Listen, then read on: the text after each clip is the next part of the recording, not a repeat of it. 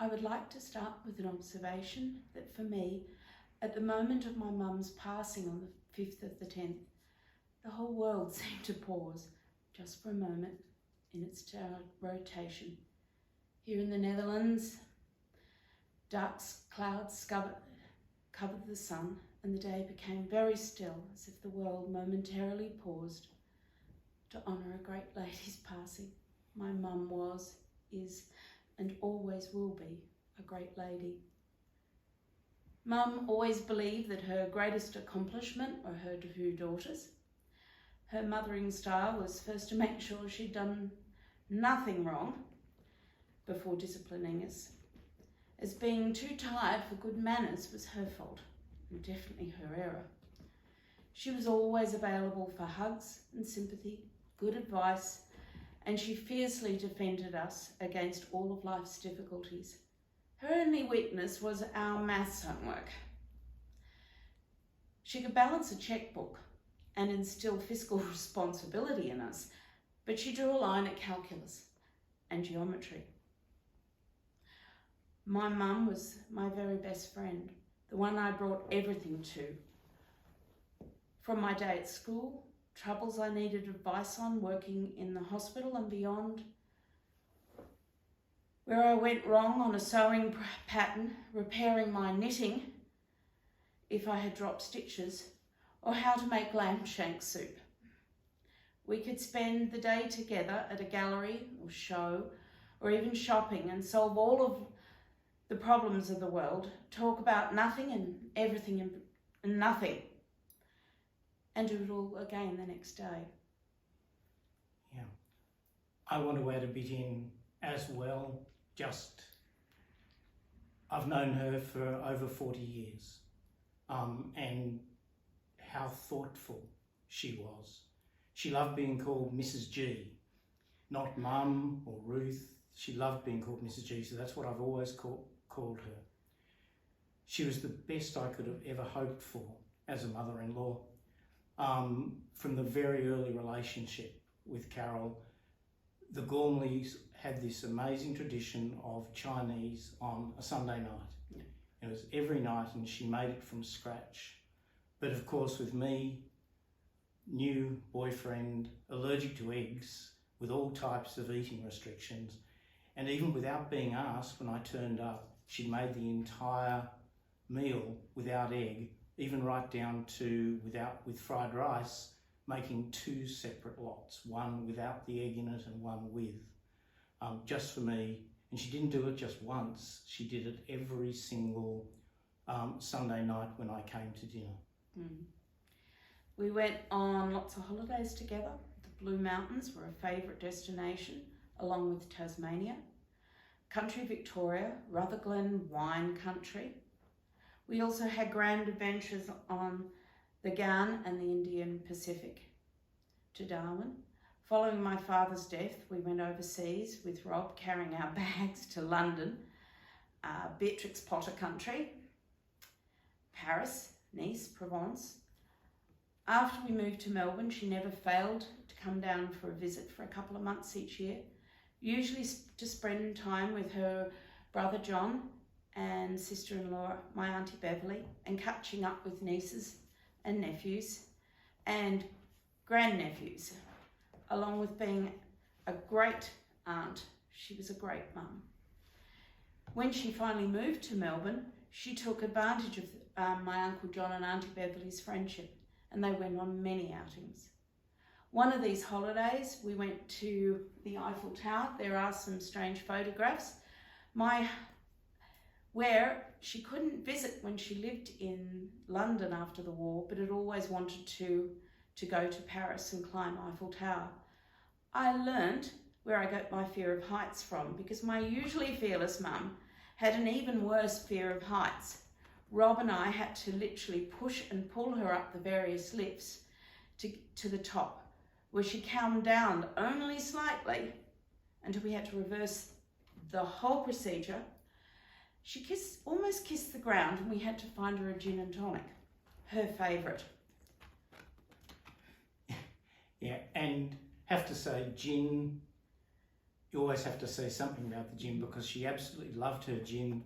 But one of my favourite memories was when I asked Carol to marry me and we went in together and told her that we were going to get married, and she sat down. I got to admit, she sat down pretty hard, and then she just looked at us, took a deep breath, and then said, "I need a gin." Yeah. And we didn't talk anymore until the gin was there, available, and she'd had a number of sips. She warmed to him over the years. Perhaps the greatest change I've noticed with her passing is not talking to her. Rob and I moved overseas 12 years ago, and every Tuesday, Wednesday and Thursday we would FaceTime each other for about an hour. During COVID times and those dreadful lockdowns, we talked most days, just to keep each other sane. I'd arranged my morning around our chat, and I'm really missing those chats and bringing everything to her. I'd even often go on a walk around the area we were living in with FaceTime, and she'd be looking out as I walk, and I'd often have the dogs with me while we walked. Simple things that meant we were connected even though we were at the opposite sides of the world. Mum visited us twice in London, and we enjoyed exploring all that the UK had on offer. She was always dressed by 8:10 in the morning with her pearls and her makeup on before I had even rolled out of bed. We went to places like Ireland, the Isle of Wight, Bath, Stratford-upon-Avon, Devon, Cornwall. She loved high tea at the Ritz, listening to music at Covent Garden, poking about the shops in Camden Lock, and taking in a show in the theatre district, or visiting Buckingham Palace. Mum had endless appetite for life and new experiences. She loved proper food like bangers and mash, pizza and ribs. Washed down with a Chardonnay, having had a pre-dinner drink of gin and tonic. It was always 10 to 6 somewhere. Her last visit to us, her mobility was starting to diminish, so we hired her a mobility scooter. She took to it like Lewis Hamilton, and Rob took up jogging and shouting directions so she wouldn't get lost or lose us. Yeah. As she disappeared into the distance. Yes. Do I turn here, dear? Yes, Mum. Yep. You know, she had a favourite pub in Chiswick, the Bell and Crown, right on the banks of the Thames. And whenever she visited us in London, she wanted to go there at least once a week. And we'd sit there for hours watching the tide go in or go out. She was easy to get on with, so easy. An amazingly good house guest when she came to stay. And above all, not just a mother or a mother-in-law, but a friend. Carol already said how good a friend she was to her, but she was a friend to me as well, and a friend to my mum as well. They built up a really good relationship as well, went out together a lot when she was still living in Sydney to shows and exhibitions. Yeah, because and they still showed, phoned each other weekly when Mum moved down. So Mum really appreciated her relationship with Marg, my mum-in-law. Mum has always been the voice inside my head. Now my only solace and my only hope is that Mum will remain the voice inside my head, wanting me to do better, be better, and to laugh always. I know her so well that inside my head, where she will remain forever, she is right at this moment, patting my hand with her gentle cadence of pat, pat, pat, and rub, rub, soothing my hurt, letting me cry, then pouring me a gin while we talk, laugh, reminisce, and plan an out for the next day. Mum now resides in my mind and my heart forever, where she is safe, she is loved, and she is remembered, and will continue to guide my life and be a part of it.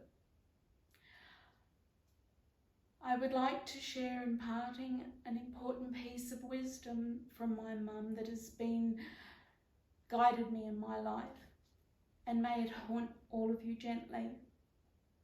You are a long time looking at your lid, so have no regrets, seize the day, and be happy, whatever that means to you, and providing it doesn't hurt anyone. You can choose your own path. My mum certainly did. Thank you.